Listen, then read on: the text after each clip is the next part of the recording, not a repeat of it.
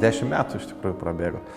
10 metų nuo to laiko, kai pradėjom čia kartu su žmona ir su bendruomenė Priešaky.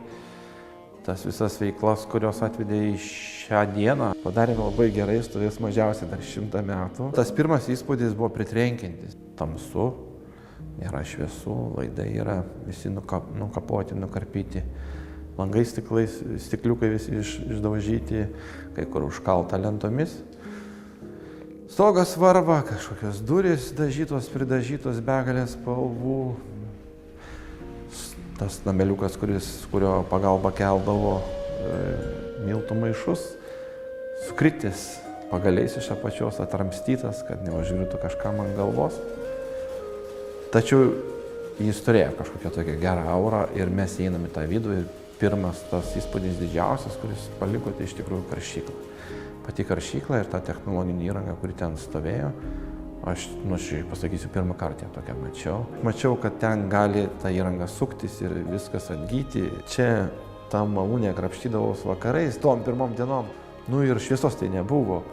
Ir kaip sakant, tas bildukas nusileidžia už nugaros. Tai žinokit, net nepajaučiau, kaip išskridau iš to malūno, iš tos baimės, nes mačiau ant žemės tik didžiulį šešėlį. Ir su tokiam didelim ausim. Galvoju, va, čia ir mano pabaiga. Paveldas sugeba įtraukti žmogų ir dabar šiai dienai gali sakyti, kad vardini kaip savo gyvenimo kažkokį tikslą. Nors iš pradžių tu dažniausiai neturi tokio tikslo, kad tai bus pagrindinis tavo gyvenimo tikslas. Sunku perteikti tiem žmonėm, kurie to netiki. Bet tie žmonės, kurie bent pabando pasigilinti, kodėl tai reikalinga, jie paprasčiausiai suprastų, kad tai yra mūsų istorija, tai yra mūsų tapatybė, tai yra mūsų praeitis, o jeigu tu nežinai praeities, tai tu nežinai, kur tu eini. Tai ir traukos objektas, bet tai yra tik tais maža detalė, kad tai yra traukos objektas.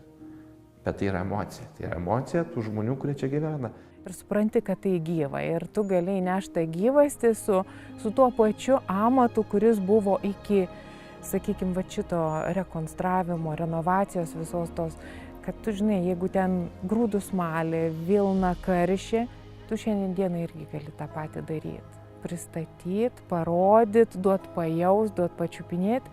Ir tai yra gera, tai yra faina.